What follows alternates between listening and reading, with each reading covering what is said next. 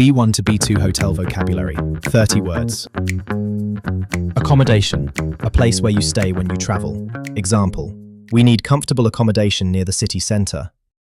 Booking confirmation, proof that your hotel room is reserved. Example, I received the booking confirmation by email. Front desk, the main desk where hotel staff help guests. Example, let's ask at the front desk. Guest, a person staying at a hotel. Example, hotel guests can use the pool for free. Double room, a room for 2 people, usually with 1 large bed. Example, we booked a double room for 2 nights. Twin room, a room with 2 separate beds. Example, a twin room is better if we want separate beds. Suite, a large, comfortable hotel room, often with a sitting area. Example, the suite has a bedroom and a small living room. Room rate, the price of a hotel room. Example, the room rate includes breakfast. Deposit, money you pay first to keep a room or cover possible damage. Example, the hotel asked for a small deposit. Cancellation policy, the rules about cancelling your reservation. Example, check the cancellation policy before you book. Early check-in, entering your hotel room before the normal check-in time. Example, we asked for early check-in because we arrived at 10. Late checkout, leaving your hotel room after the normal checkout time. Example, late checkout is available until 2 o'clock. Luggage storage, a place where the hotel keeps your bags for a short time. Example, we left our bags in luggage storage after checkout. Housekeeping, the hotel staff who clean rooms. Example, housekeeping cleaned our room this morning. Room service, food or drinks brought to your hotel room. Example, we ordered room service because we were tired. Amenities, useful things provided by the hotel, such as towels, shampoo, Wi-Fi, or a gym. Example, the hotel has great amenities.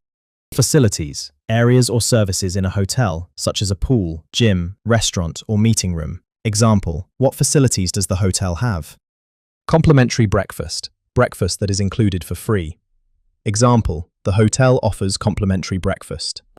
Toiletries, small bathroom items like shampoo, soap, and toothpaste. Example, the bathroom has basic toiletries. Air conditioning, a system that cools the room. Example, the air conditioning is not working well. Heating, a system that warms the room. Example, we need heating because the room is cold. Minibar, a small fridge in a hotel room with drinks and snacks. Example, drinks from the minibar are expensive. Safe, a small locked box for valuable things.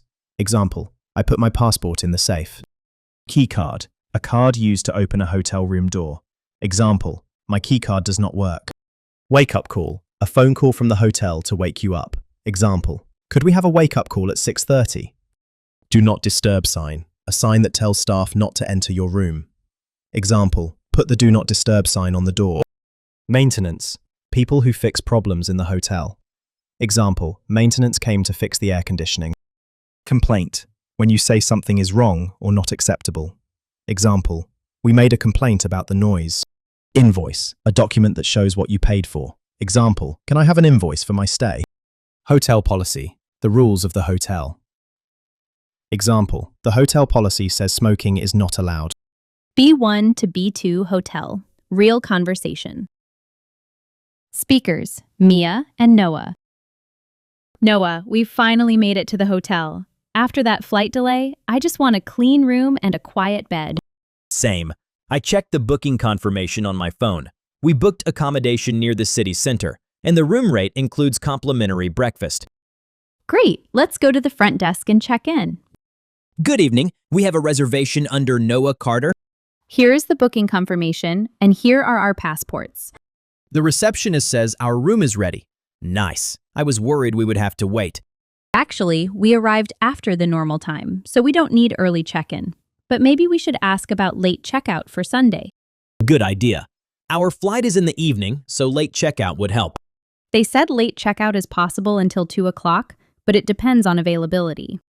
That's fair. What kind of room did we book? A twin room, 2 separate beds. Perfect. I love traveling with friends, but I also love personal space. Very honest. A double room would be nice for a couple, but for us, twin room is better. True. Did they mention a deposit? Yes, they need a small deposit by card. It is just in case we use the minibar or damage something. Don't touch the minibar. Those tiny drinks are always expensive.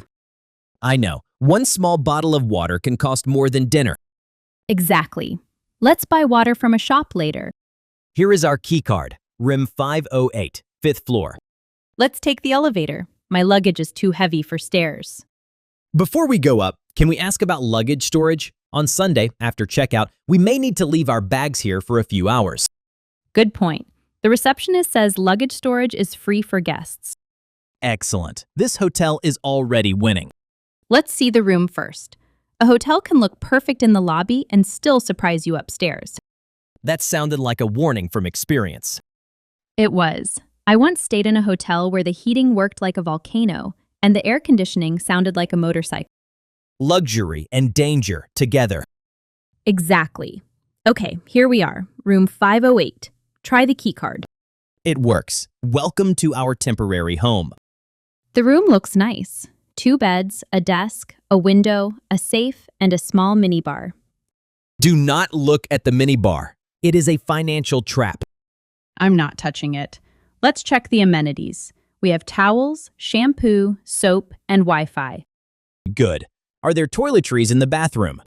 Yes, basic toiletries. Shampoo, shower gel, soap, and a toothbrush kit. Nice. What facilities does the hotel have? The information card says restaurant, gym, laundry service, meeting room, and a small spa. A spa? Suddenly I feel less tired. You felt tired 2 minutes ago. People change when they hear the word spa. Fair. Let me check the air conditioning. Is it working? It is on, but the room is still warm. Maybe it needs a few minutes.